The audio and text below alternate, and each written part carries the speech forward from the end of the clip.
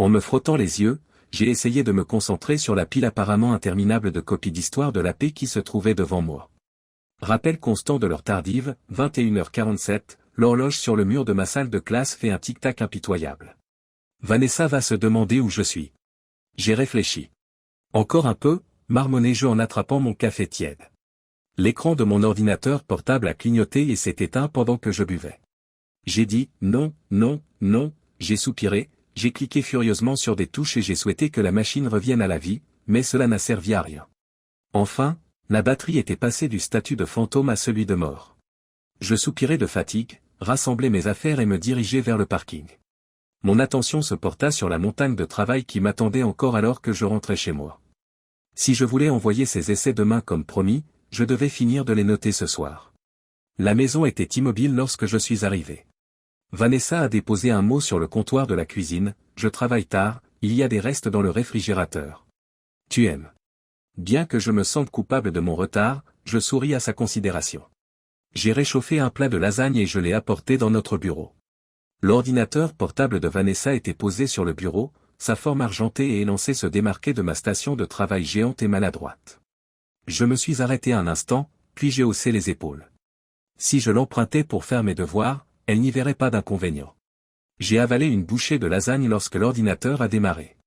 Poussé à accéder à la rubrique que j'avais élaborée pour évaluer les dissertations, j'ai trouvé mon espace de stockage en nuage. Puis j'ai aperçu une fenêtre de chat dans le coin de l'écran. Je lus le message et ma fourchette s'écrasa sur l'assiette. Nathan, elle est très attendue demain. Réserva les hôtels au même endroit que la dernière fois. Alors que je fixais mon regard sur l'écran, la pièce sembla se déplacer latéralement, et mon cerveau s'efforça de comprendre ce que je voyais. Mon frère Nathan envoyait un courriel à Vanessa, lui réservait une chambre d'hôtel et l'appelait « Babe ». J'ai glissé jusqu'à l'historique du chat, les mains tremblantes. Mes yeux sautaient d'un côté à l'autre, sélectionnant des bribes de dialogue qui donnaient une image terrible de la situation. « Vanessa, tu me manques déjà. La soirée d'hier était fantastique. Nathan, mon Dieu, tu es vraiment merveilleuse. J'ai tellement besoin de toi. Vanessa, nous devons être plus prudents. La semaine dernière, Caleb m'a presque surprise en train d'effacer nos textos. J'ai continué à faire défiler mes messages alors que je respirais par à-coups. Des années de réunions secrètes, de déclarations ferventes et de mensonges complexes ont défini les messages qui remontent à des années. Mon frère et ma femme avaient une liaison sous mes yeux. Une autre partie de ma conscience observait l'ironie de la situation, j'étais un professeur d'histoire qui révélait l'histoire secrète de ma propre vie. Le ridicule de tout cela m'a presque fait rire, mais le son s'est logé dans ma gorge et a commencé à m'étouffer. J'ai minimisé la fenêtre de chat et j'ai commencé à regarder le PC de Vanessa avec des doigts tremblants. Même lorsque mon cœur s'est brisé en 1000 morceaux, j'ai eu l'impression d'être un étranger dans ma propre peau qui envahissait l'intimité de ma femme. Mais je n'ai pas pu m'arrêter. J'avais besoin de connaître leur degré de trahison à fond. Au cœur d'un enchevêtrement de dossiers, je suis tombé sur un dossier intitulé « Projet de travail ». Il contenait des centaines de photos montrant Vanessa et Nathan ensemble dans plusieurs endroits exotiques, Paris, Rome, Bali. Soudain, tous les voyages d'affaires qu'ils avaient effectués au fil des ans prenaient une toute nouvelle dimension. Lorsque j'ai regardé les photos, j'ai vu Vanessa et Nathan assis devant la tour Eiffel, son bras entourant sa taille, tous deux sur une plage au coucher du soleil, s'embrassant passionnément. Mes yeux brûlaient. Ils avaient l'air plus heureux que je ne l'avais jamais vu, mon frère et ma femme. Je suis ensuite tombé sur un dossier contenant des relevés de cartes de crédit. En parcourant page après page les preuves accablantes, séjours à l'hôtel coûteux, dîners extravagants, achats de diamants, tout habilement dissimulé au fil des ans, mes tripes se sont retournées. Mais le coup de grâce est arrivé lorsque je suis tombé sur un courriel secret concernant un rendez-vous médical privé. La formulation mystérieuse suggérait une inquiétude probable concernant une grossesse. En pensant aux conséquences, notre charmante fille Émilie, âgée de 5 ans, pourrait ne pas être mon enfant biologique, ma tête s'est mise à tourner. Je suis resté là à regarder la télévision, mon monde s'effondrant autour de moi, sans savoir combien de temps je suis resté assise là.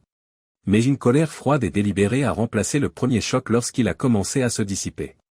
Bien qu'enseignant l'histoire, j'ai toujours été fasciné par la criminalistique numérique. De nos jours, ces capacités seraient vraiment précieuses. J'ai commencé à enregistrer tout ce que j'avais découvert avec une précision mécanique minutieuse.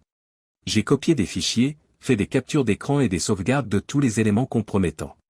Grâce à ma compréhension de la criminalistique numérique, je me suis assuré de ne laisser aucun signe de ma découverte pendant que je travaillais, couvrant ainsi mes traces. J'avais créé un terrible dossier sur leur trahison au moment où la voiture de Vanessa s'est arrêtée dans l'allée. L'esprit en ébullition avec des idées pour la suite, j'ai rapidement fermé toutes les fenêtres, effacé toutes les traces numériques et je me suis retiré dans notre chambre.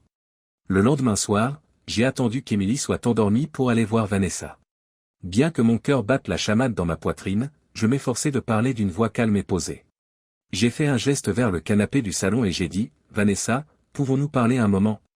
Elle s'est détournée de son téléphone, une lueur d'incertitude traversant ses traits. « Bien sûr, chérie. Tout va bien ?» Assis en face d'elle, j'ai examiné son visage, le visage sur lequel je m'étais éveillé pendant 10 ans, celui que je croyais connaître mieux que le mien. J'avais l'impression de regarder une étrangère. Gardant mon ton neutre, j'ai commencé, « Je voulais te demander des nouvelles de Nathan. » Les sourcils de Vanessa se sont croisés. Les sourcils de Vanessa se sont froncés. « Qu'est-ce qu'il y a avec lui ? Vous semblez passer beaucoup de temps ensemble, observai-je en notant attentivement sa réponse. Je voulais juste savoir quelle était la nature de votre relation. En haussant légèrement le ton, Vanessa a demandé, « Qu'est-ce que tu veux dire ? » C'est ton frère, bien sûr, nous sommes amis. J'ai hoché la tête doucement, comme si je prenais en compte ses commentaires. Juste des amis ? Rien de plus ?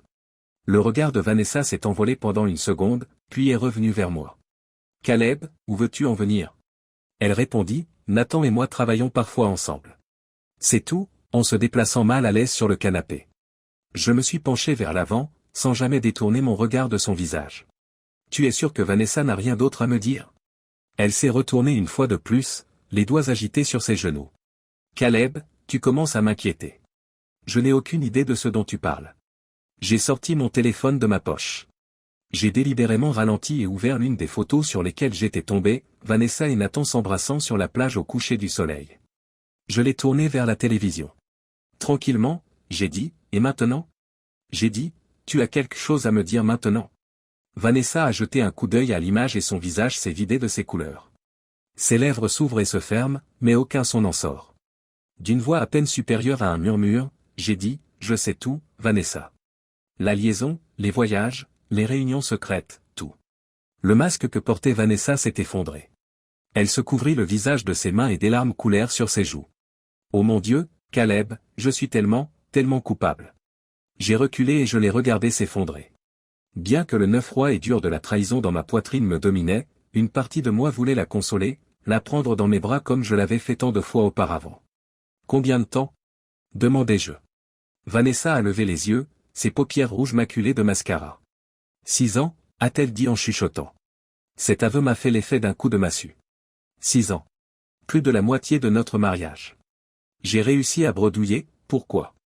Vanessa s'est essuyé les yeux, ses épaules se sont affaissées en signe de défaite. Elle s'est interrompue, se rendant compte de ce qu'elle venait de dire. Je ne sais pas, Nathan était là et il me comprenait d'une manière qui. Incapable de retenir l'amertume de ma voix, j'ai conclu pour elle comme je ne l'aurais jamais fait. Elle a hoché la tête. Misérablement, Caleb, je n'ai jamais voulu te blesser. Je t'adore, vraiment. Mais Nathan pouvait apporter, a-t-elle murmuré, des choses que je ne pouvais pas avoir. Je l'ai interrompu, comme quoi, Vanessa ? Quelque chose que mon frère pourrait te donner et que je ne pourrais pas ? Vanessa a regardé le sol. La sécurité financière, dit-elle doucement. Même si je savais que c'était horrible, j'étais terrifié. Salaire d'un enseignant, je doutais qu'il soit suffisant pour la vie que je veux. Ces commentaires vont plus loin que je n'aurais pu l'imaginer. Pendant toutes ces années, j'avais cru que nous étions satisfaits et que nous étions en train de créer une vie ensemble. Elle aussi avait cherché à s'en sortir. Et Emily ? Demandai-je, m'attendant à une réponse négative. J'avais besoin de savoir. La tête de Vanessa s'est rapidement tournée, la panique agrandissant ses yeux. Qu'est-ce qui concerne Emily ? Je me suis redressé et j'ai poussé les mots. Est-ce qu'elle est à moi ? Le silence qui suivit fut absolument assourdissant. Le visage de Vanessa se tordit et des larmes fraîches coulèrent sur ses joues. Je connaissais ma réponse à cet instant. Je ne suis pas sûr, dit-elle doucement. Pour être honnête, je ne suis pas sûr. J'ai fermé les yeux et j'ai cru que le sol s'était effondré sous mes pieds. Peut-être pas la mienne, notre fille, la petite fille que j'aurais bercée jusqu'à ce qu'elle s'endorme, à qui j'aurais appris à faire du vélo, que j'aurais aidé à porter un appareil dentaire, ne serait peut-être pas la mienne. Vanessa me regardait avec un mélange de désespoir et de terreur lorsque j'ai rouvert les yeux. S'il te plaît, Caleb, m'a-t-elle demandé. Tu ne peux pas partager cela avec qui que ce soit. En ce qui concerne Émilie, réfléchis. Pense à notre famille et à nos amis. Tout serait détruit par cela. Je l'ai observé, stupéfait par son audace. Elle s'était retournée contre moi de la pire façon imaginable, et maintenant elle me demandait de garder son nom. Je vais y réfléchir, répondis-je enfin, la voix dénuée de tout sentiment. J'ai senti une étrange paix m'envahir tandis que Vanessa continuait à s'excuser et à supplier. Elle ne devait pas le savoir, mais j'avais filmé toute notre conversation à l'aide d'un appareil secret. Ce n'était qu'un élément de plus à ajouter à ma collection de montages. Après la confrontation, je me suis retiré dans mon bureau, la tête pleine d'idées. Alors que j'entrais en mode étude, l'écran de mon ordinateur éclairait doucement la pièce. J'ai passé des heures à lire les règles de l'État concernant la garde des enfants, le partage du patrimoine et l'adultère. Toutes les données que j'ai trouvées ont été méticuleusement rangées dans un conteneur numérique sûr et sécurisé. Ce serait mon arme, ma défense contre tout ce qui pourrait suivre. J'ai contacté un de mes anciens étudiants, devenu un avocat impitoyable spécialisé dans les divorces et connu pour traiter des affaires difficiles, alors que les premiers rayons de lumière commençaient à se glisser à travers les stores. J'ai rédigé un courriel bien écrit dans lequel j'expliquais ma situation sans trop en dire. Je voulais quelqu'un qui ne scierait pas devant ce qui m'attendait. J'ai commencé à enregistrer minutieusement chaque contact avec Vanessa au cours des 4 jours suivants. Chaque courriel, chaque SMS, chaque conversation a été stockée et organisée. En la voyant d'un œil neuf, j'ai noté chaque anomalie et chaque regard tendu vers son téléphone. En commençant par de minuscules retraits d'argent à plusieurs guichets automatiques, j'ai créé un fonds d'urgence que Vanessa ne pouvait pas trouver. Ce n'était pas grand-chose, mais c'était un début, un filet de sécurité pour tout ce qui pourrait suivre. Tard dans la nuit, j'ai minutieusement tenu la chronique de la liaison entre Vanessa et Nathan, en la recoupant avec les événements familiaux, les anniversaires et les fêtes, tous contaminés par la connaissance de leur malhonnêteté. Bien qu'exigeant, cet exercice est absolument vital. Sous couvert de recherche pour un nouveau cours d'histoire, j'ai gentiment pris contact avec un détective privé et fixé un rendez-vous. Plus de preuves, plus d'armes pour le combat que je savais imminent. En enquêtant sur des techniques financières complexes pour protéger mes actifs, trusts, comptes offshore, crypto-monnaies, au fur et à mesure que je m'enfonçais dans le domaine du divorce à enjeu, j'ai examiné tous les chemins, résolu à sortir de tout cela avec mon avenir en sécurité. À travers tout cela, j'ai créé une stratégie complète pour ma protection personnelle, ma rétribution et ma sécurité future. Il s'agissait désormais d'un jeu d'échecs, et j'avais l'intention d'avoir toujours plusieurs coups d'avance. Naturellement, Vanessa a vu le changement qui s'opérait en moi. Elle essaya d'entamer des discussions pour se racheter, mais je me contentais de hocher la tête, de fournir des réponses non verbales et de me replier sur mes projets. Dans les moments de calme, généralement tard dans la nuit, lorsque la maison était silencieuse, je me laissais aller à ressentir sa trahison. L'agonie me submergeait par vagues, essayant de me faire sombrer. Mais ensuite, je pensais à mes objectifs, à la justice que j'allais enfin voir s'accomplir, et j'ignorais la souffrance. Parlant des nuances de la guerre de sécession, je me tenais devant ma classe d'histoire de première année. Quiconque m'observerait croirait que je suis l'exemple même d'un enseignant engagé, totalement concentré sur l'apprentissage de ses élèves. À l'intérieur, je hurlais. 2 semaines s'étaient écoulées depuis que j'avais appris que Vanessa voyait Nathan, 2 semaines à faire semblant que tout était normal, 2 semaines de mort un peu plus quotidienne. Mais je m'interdisais de le montrer. Pas maintenant. Pas maintenant. Madame Matthews, la voix d'un élève a percé ma lutte intérieure. Vous allez bien? Je savais que je m'étais arrêté au milieu de ma phrase et que je fixais le tableau blanc. Je suis revenu sur mes pas, j'ai souri et je me suis dirigé vers la salle de classe. Je vous présente mes excuses. Pendant 1 minute, je me suis perdu dans la contemplation. Où en étions-nous alors? En effet, la bataille de Gettysburg vient en premier.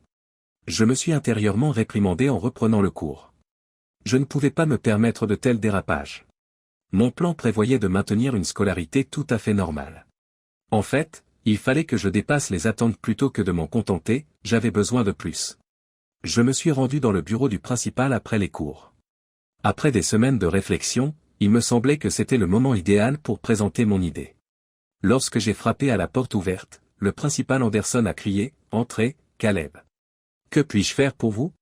Je me suis assis en face de son bureau, penché en avant avec l'énergie qui me manquait complètement. J'ai réfléchi aux problèmes d'intimidation que nous rencontrons ces derniers temps, ai-je dit. J'aimerais proposer à l'école une nouvelle campagne de lutte contre les brimades. Anderson haussa les sourcils d'un air intéressé. Continuez.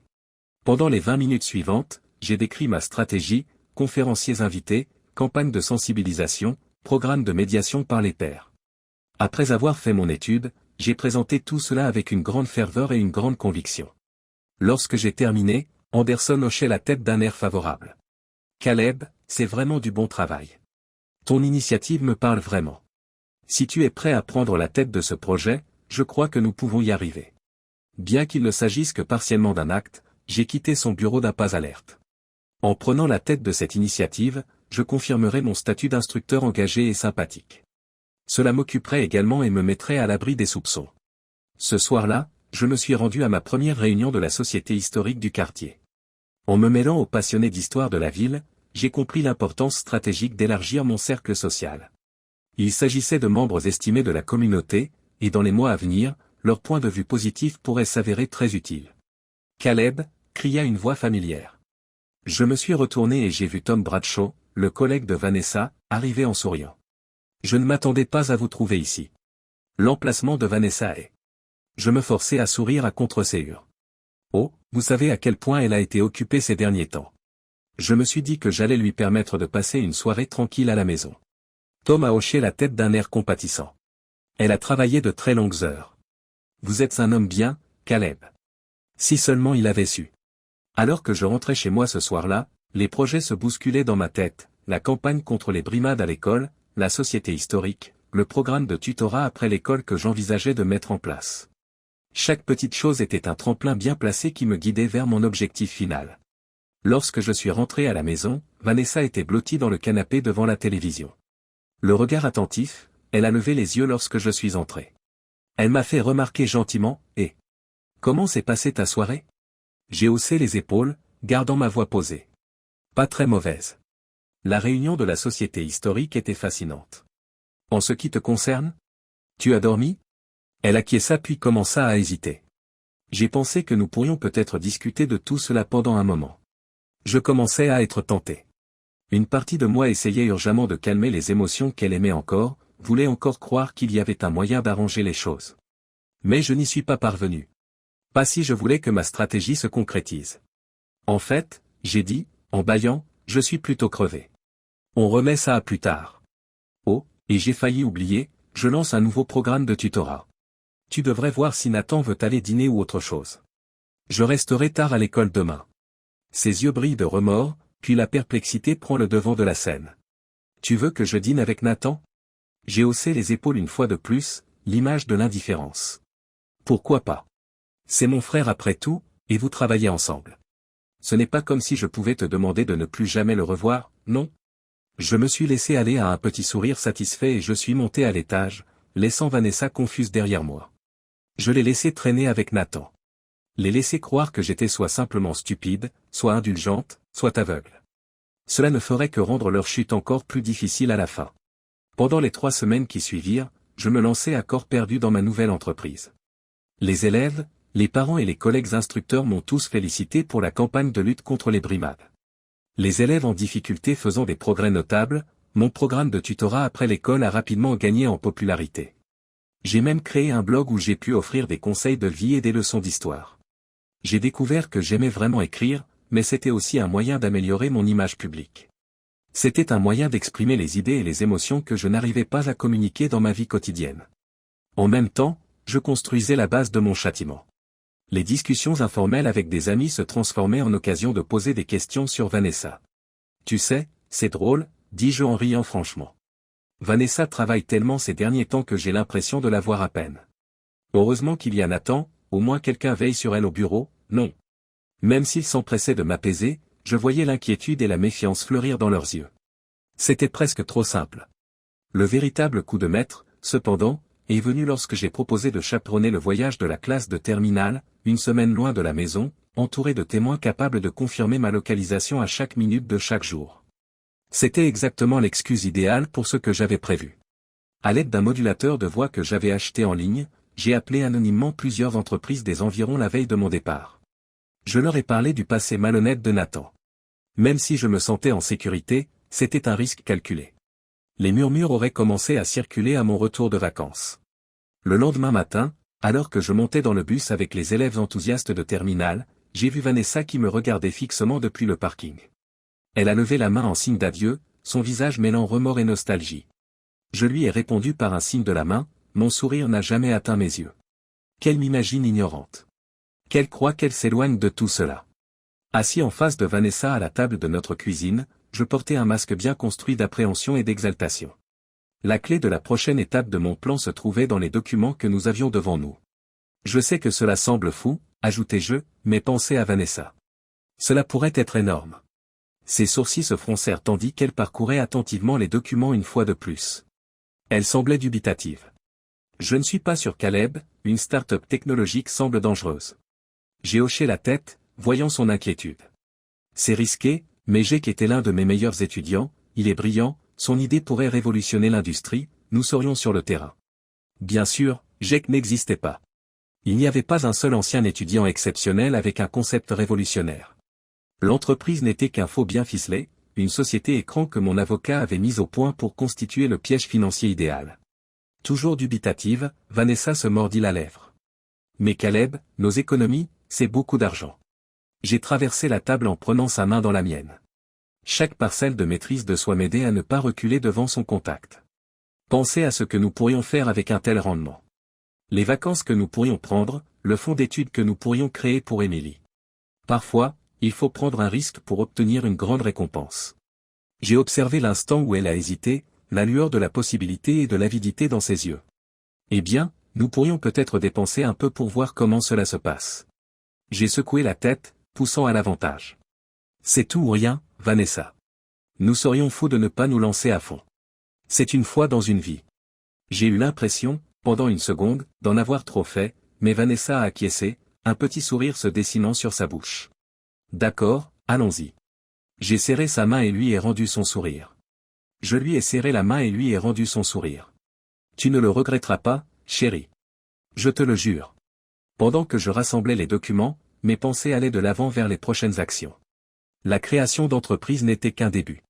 J'avais des idées à l'intérieur des idées, chacune destinée à resserrer l'étau financier autour du cou de Vanessa. Au cours des semaines suivantes, j'ai méticuleusement posé les fondations. J'ai incité Vanessa à contracter une deuxième hypothèque sur notre maison, en lui racontant des histoires sur les profits incroyables qu'elle pouvait réaliser en investissant. J'ai secrètement transféré mes biens personnels sur des comptes protégés, créant ainsi une forteresse financière à laquelle elle ne pouvait pas accéder pendant tout ce temps. Un soir, alors que nous regardions la télévision, j'ai mentionné avec désinvolture un article que j'avais lu sur les notations de crédit. C'est incroyable à quel point ces 3 petits chiffres peuvent influencer votre vie, ai-je dit. Et, quand avons-nous vérifié la nôtre pour la dernière fois? Vanessa a haussé les épaules, restant fixée sur l'écran.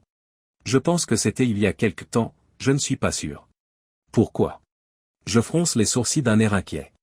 Eh bien, avec tous les vols d'identité qui se produisent ces jours-ci, ce serait une bonne idée de garder un œil plus attentif sur les choses. Je vais te dire, pourquoi je ne mettrai pas en place des alertes? Comme ça, on saura tout de suite si quelque chose ne va pas. Elle a vaguement hoché la tête, et j'ai dû étouffer un sourire. Elle n'en avait aucune idée, mais j'avais déjà commencé à construire un réseau alambiqué de petites dettes en son nom.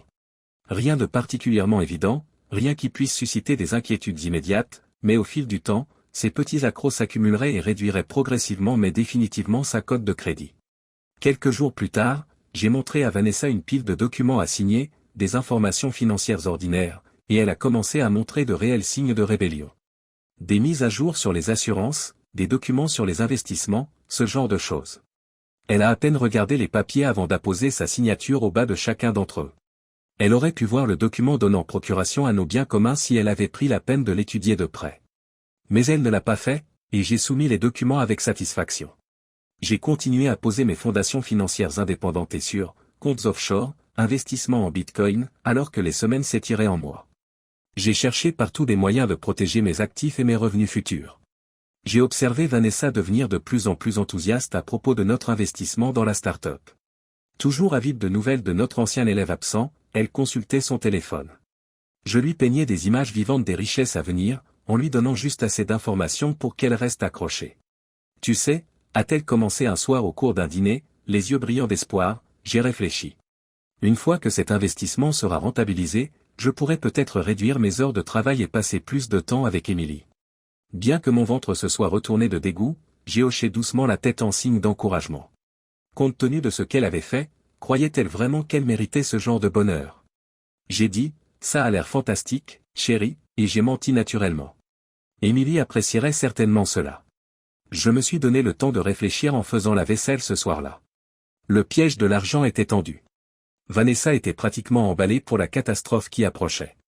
Je me suis tout de même retourné pour vérifier qu'elle était bien blottie sur le canapé avec Émilie en train de lire une histoire pour s'endormir.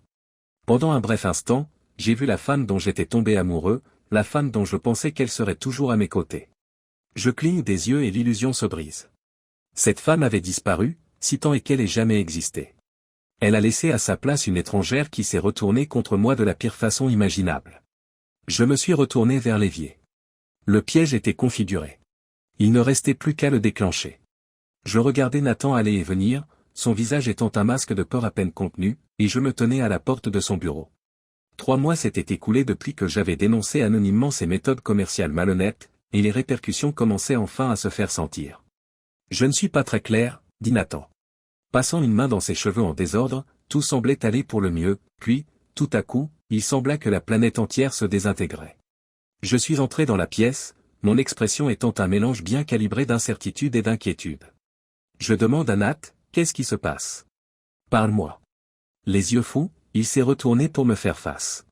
C'est un cauchemar, Caleb. Les clients se retirent à gauche et à droite. Le fisc me colle à la peau. Des associés m'appellent toutes les 5 minutes pour me demander des explications que je ne peux pas leur donner.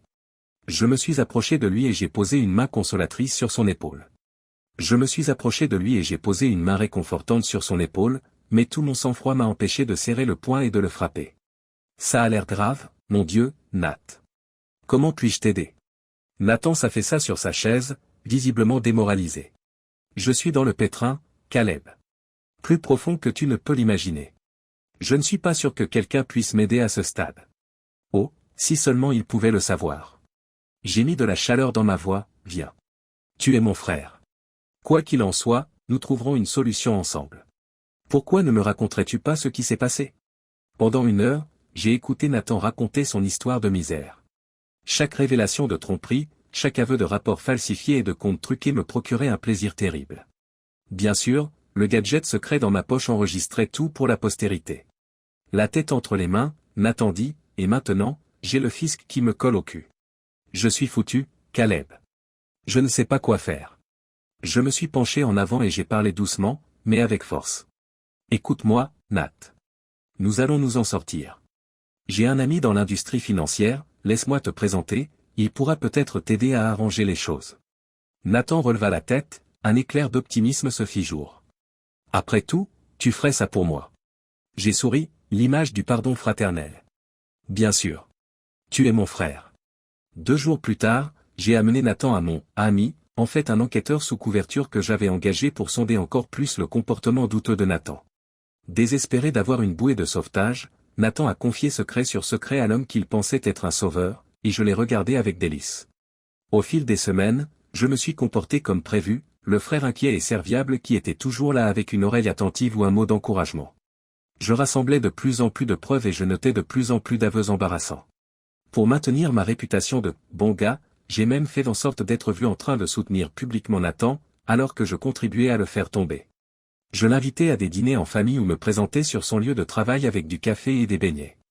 Pour le monde extérieur, nous étions le modèle de l'amour fraternel.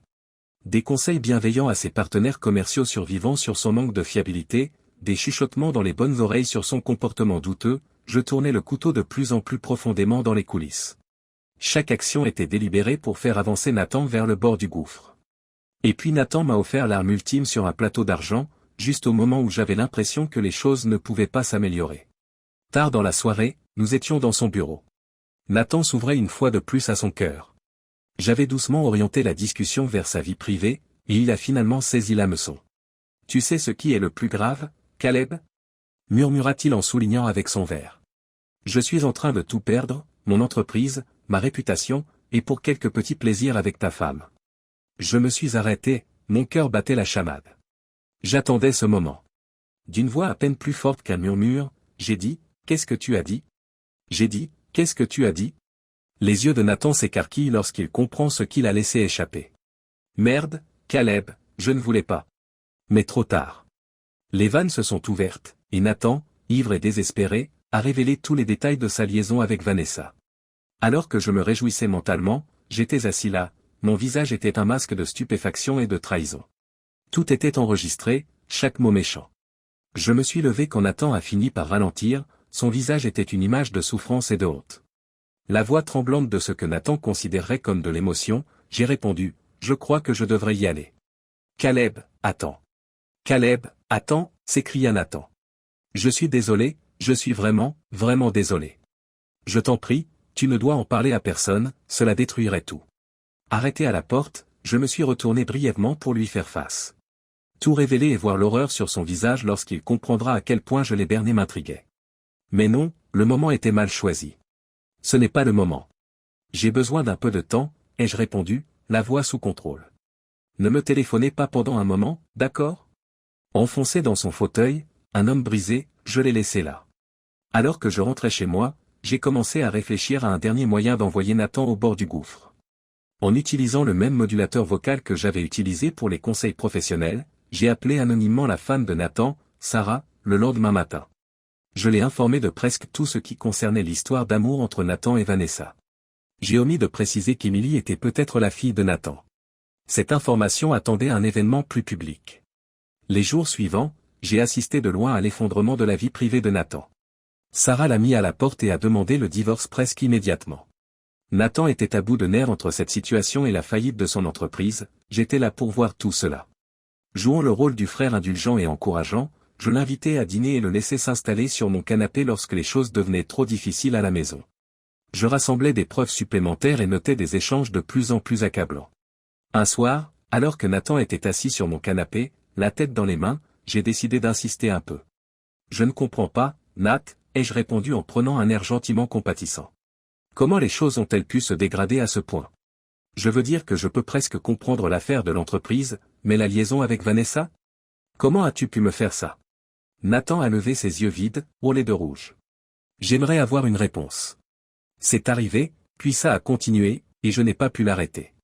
Je ne sais pas, Caleb. J'ai acquiescé, le poussant à continuer. Chaque mot était enregistré sur le gadget de poche. Raconte-moi tout, ai-je demandé. Peut-être que si je comprends, je pourrai commencer à pardonner. Nathan parla. Il a révélé toutes les réunions secrètes, tous les mensonges qu'ils avaient racontés, tous les éléments de l'affaire. Lorsqu'il eut terminé, j'en savais assez pour éliminer Vanessa 10 fois plus que lui. Je me suis laissé aller à un petit sourire satisfait lorsque j'ai raccompagné Nat à la porte ce soir-là. Le piège était prêt. Le plus beau, c'est que Nathan était mûr pour sa chute. Je semblais être son seul ami survivant. J'ai changé de cravate pour ce qui m'a semblé être la 100e fois, et je me suis tenu devant le miroir. L'homme qui me regardait semblait serein, comme l'image d'un homme marié heureux qui s'apprête à fêter son anniversaire. Ils devraient être les seuls à le savoir. Caleb? La voix de Vanessa monta du rez-de-chaussée. Tu es presque prêt, les invités vont bientôt arriver. J'inspirais profondément, me préparant à ce qui allait suivre.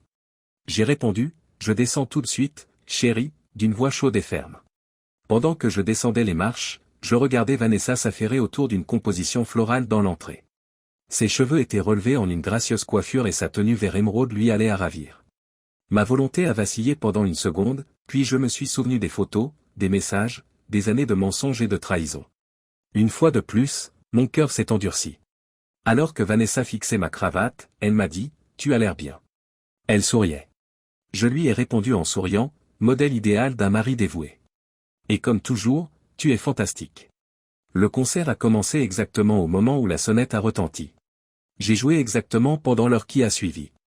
J'ai accueilli les visiteurs avec des poignées de main amicales et des rires chaleureux, j'ai servi des boissons et j'ai raconté des histoires drôles sur nos années de vie commune. Mon esprit s'emballait, passant en revue chaque élément de ma stratégie tout au long de la journée. J'avais passé des semaines à me préparer. La présentation multimédia tenait sur une clé USB dans ma poche. Chaque élément de preuve a été minutieusement arrangé pour avoir le meilleur impact possible.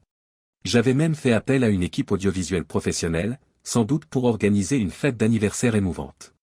J'ai hoché subtilement la tête lorsque la célébration a atteint son paroxysme et a attiré l'attention du technicien audiovisuel. Le moment est venu. J'ai demandé à tout le monde d'être attentif en faisant teinter mon verre. La salle s'est arrêtée, tout le monde me regardant, amis, parents, collègues. Merci à tous d'être venus ce soir pour fêter Vanessa et moi. Ces 10 dernières années ont été un véritable voyage. De l'autre côté de la pièce, Vanessa m'adressait un sourire radieux, Nathan mal à l'aise à ses côtés. Si seulement ils avaient pu prévoir ce qui les attendait. Avant de couper le gâteau, je voudrais partager avec vous tous quelque chose d'unique. Si vous le voulez bien, un petit voyage dans le passé.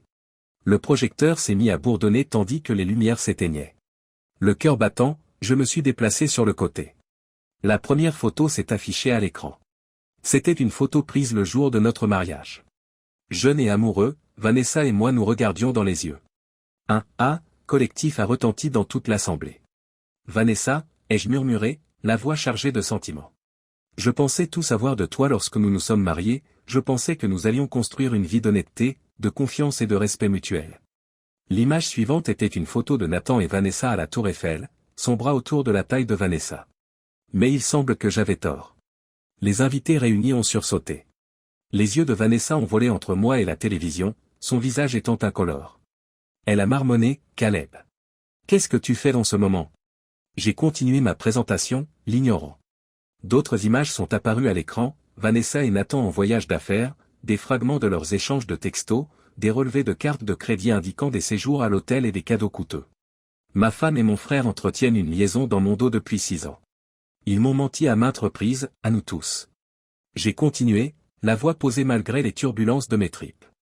Ils ont trahi non seulement moi, mais aussi toutes les personnes présentes dans cette pièce qui croyaient au caractère sacré du mariage et de la famille. Nathan s'est avancé, son visage est un masque d'anxiété. Caleb, s'il te plaît, on peut t'expliquer. Je l'ai fait taire d'un geste de la main. Oh, je pense que tu as suffisamment expliqué, Nathan. En fait, pourquoi ne pas laisser tout le monde l'entendre avec tes propres mots? D'une simple pression sur un bouton, la confession alcoolisée de Nathan, faite ce soir-là dans son bureau, a fait irruption dans la pièce. Vanessa s'est effondrée sur une chaise à proximité, tandis que je voyais la couleur de son visage s'estomper. Mais je devais encore terminer. Et maintenant, la dernière pièce du puzzle sordide, continuai-je, ma voix perçant les chuchotements stupéfaits de l'assemblée. Ils m'ont privé de quelque chose d'encore plus inestimable, comme si leur trahison ne suffisait pas. Je m'arrête pour laisser monter le suspense. Ma fille. La salle est devenue extrêmement silencieuse lorsque j'ai communiqué les résultats du test de paternité que j'avais subrepticement effectué. Emily, la petite fille que j'avais aimée et élevée pendant 5 ans, n'était pas la mienne. À présent, Vanessa pleurait ouvertement, des traces sombres de maquillage coulant sur son visage. Nathan s'est arrêté, les yeux écarquillés d'effroi. Pour ma part, je suis resté calme et presque empathique. Même si le degré de trahison était élevé, j'étais la personne lésée et j'avais choisi la bonne voie. Ma voix s'est adoucie et j'ai répondu, j'ai lutté pendant des mois pour savoir comment gérer cette situation. J'ai réalisé que la seule façon d'aller de l'avant était de faire une rupture nette, j'ai prié pour être guidé, pour avoir la force de pardonner. Je me suis retourné pour voir Vanessa en face et mes yeux se sont croisés avec les siens pour la première fois depuis le début de la révélation. Vanessa, je demande le divorce. L'espace a sombré dans l'anarchie. Les amis et les parents se sont précipités, certains pour me consoler, d'autres pour défier Vanessa et Nathan. Je me suis tenu droite, recueillant les condoléances avec une dignité tranquille, tout en regardant Vanessa se faire conduire par ses parents effrayés, et Nathan se faufiler par une porte latérale pour éviter les murmures furieux de l'assistance. J'ai senti un poids se détacher de mes épaules. La vérité nous a quittés. Les comptes allaient commencer. Les semaines qui ont suivi la célébration de l'anniversaire ont été marquées par un tourbillon d'activités. Je savais que l'anarchie s'ensuivrait, mais j'ai été surpris par la rapidité et la violence avec lesquelles tout s'est effondré. Vanessa a d'abord ressenti tout le poids de mes intentions méticuleusement élaborées. Tout a commencé par un appel téléphonique hystérique quelques jours seulement après la célébration. Elle a dit, « Caleb », sa voix tremblant à l'autre bout du fil. Quelque chose ne va pas avec nos comptes bancaires, toutes nos économies se sont volatilisées.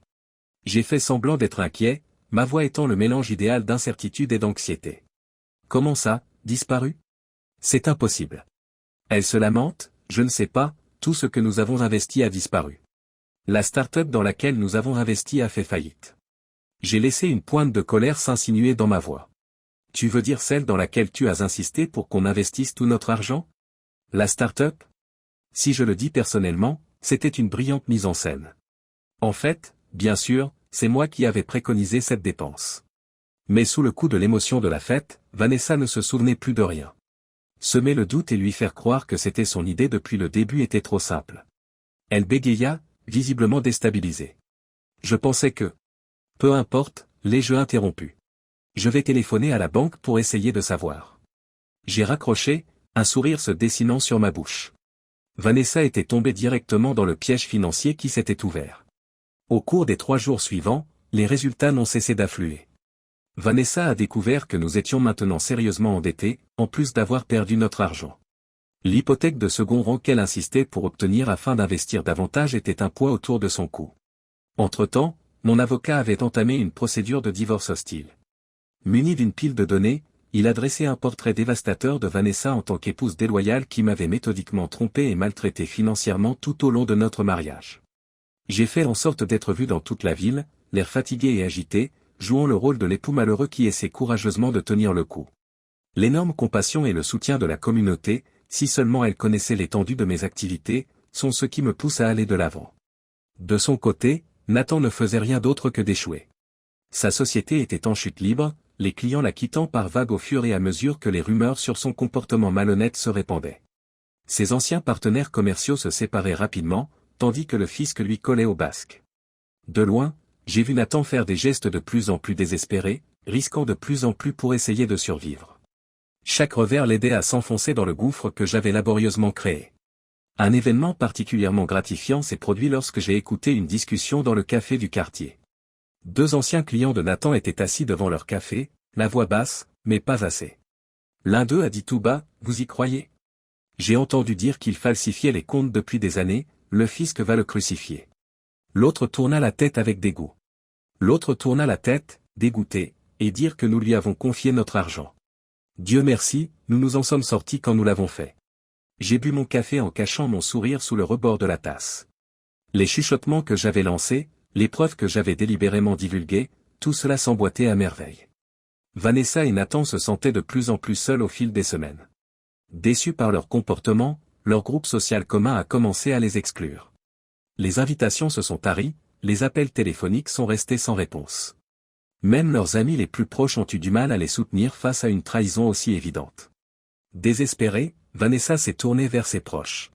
Au fil des ans, j'avais veillé à entretenir des liens étroits avec ses parents et ses frères et sœurs. Toujours considéré comme le fils par alliance régulier et diligent, ils se tournaient maintenant vers moi, face à la preuve indiscutable de la malhonnêteté et de l'adultère de leur fille. Le jour où Vanessa s'est présentée à mon nouvel appartement, les yeux rougis et désespérés, ne s'effacera jamais. « Caleb » a-t-elle crié. « Je sais que je ne le mérite pas, mais j'ai besoin d'aide. Je ne sais pas quoi faire. » J'ai été momentanément tenté de lui dire à quel point j'avais soigneusement planifié son effondrement. Je voulais tout révéler. Mais non. Le jeu n'était pas encore terminé. « Je suis désolé, Vanessa », ai-je répondu, d'une voix forte mais pas cruelle. « Tes décisions, maintenant tu dois vivre avec les résultats. » Ressentant un mélange de triomphe et de quelque chose d'autre, quelque chose que je n'étais pas tout à fait prêt à appeler, j'ai fermé la porte sur son visage en larmes. Soit une victoire, soit un goût de châtiment justifié, longtemps en développement, une saveur douce amère. Quoi qu'il en soit, je l'ai mis de côté. Il restait du travail à faire. Bien que la catastrophe financière soit terminée, ma dernière action restait à venir. J'ai entamé la dernière étape de ma stratégie alors que la poussière de l'effondrement financier commençait à retomber. La procédure de divorce était en cours et il était temps de m'assurer que je l'emporterais. Mon avocat, un requin vêtu d'un costume coûteux, avait minutieusement élaboré notre dossier. Lors de notre première rencontre, il avait haussé un sourcil devant le poids des données que je lui avais fournies. « Monsieur Matthews » a-t-il murmuré en s'inclinant dans son fauteuil. Je dois dire que je n'ai jamais vu un client aussi près. Je n'avais fait qu'acquiescer, gardant mon visage vierge. Je me considère comme quelqu'un de minutieux. Maintenant, dans la salle de médiation, assis en face de Vanessa et de son avocat, cette méticulosité allait porter ses fruits. Il a montré la chronologie de la liaison de Vanessa, ainsi que les événements familiaux importants et les choix financiers qui s'y rapportent. Comme vous pouvez le voir, a-t-il remarqué, la voix chargée d'un mépris à peine caché, Madame Matthews a systématiquement trompé son mari tout en le poussant à faire des choix financiers risqués qui ont profité à son mode de vie extra-conjugal. L'avocat de Vanessa a tenté de faire objection, mais les preuves, relevés bancaires, factures de carte de crédit, reçus d'hôtel, toutes délibérément choisies pour présenter Vanessa sous le pire jour possible, étaient accablantes. Le coup de grâce, néanmoins, a été donné lorsque mon avocat a présenté l'enregistrement de la confession de Vanessa le soir où je l'ai confrontée à propos de sa liaison. Sa triste révélation de rester avec moi pour la stabilité financière a scellé sa mort de l'autre côté de la pièce. Vanessa s'est recroquevillée sur sa chaise, elle n'avait plus aucun courage. Sentant qu'elle était en train de perdre son combat, son avocat a commencé à négocier pour tout ce qu'il pouvait trouver. Le paiement s'est avéré plus élevé que ce que j'avais espéré dans l'ensemble. Je m'accrocherai à la maison. Après l'hypothèque de second rang, ma pension et la plupart de nos actifs résiduels, il ne restait plus que les affaires personnelles de Vanessa et un tas de dettes. En ce qui concerne Émilie en particulier. Cela s'est avéré être le coup de maître. Votre honneur, ai-je dit, parlant pour la première fois au cours de la procédure. Je veux parler d'Émilie. Bien que le tribunal ressemble à une fête foraine, tous les regards se tournent vers moi, mêlant méfiance et fascination. Malgré les circonstances de sa paternité, j'aime Émilie comme ma propre fille. Elle est innocente dans tout ça, dis-je, laissant la tension monter.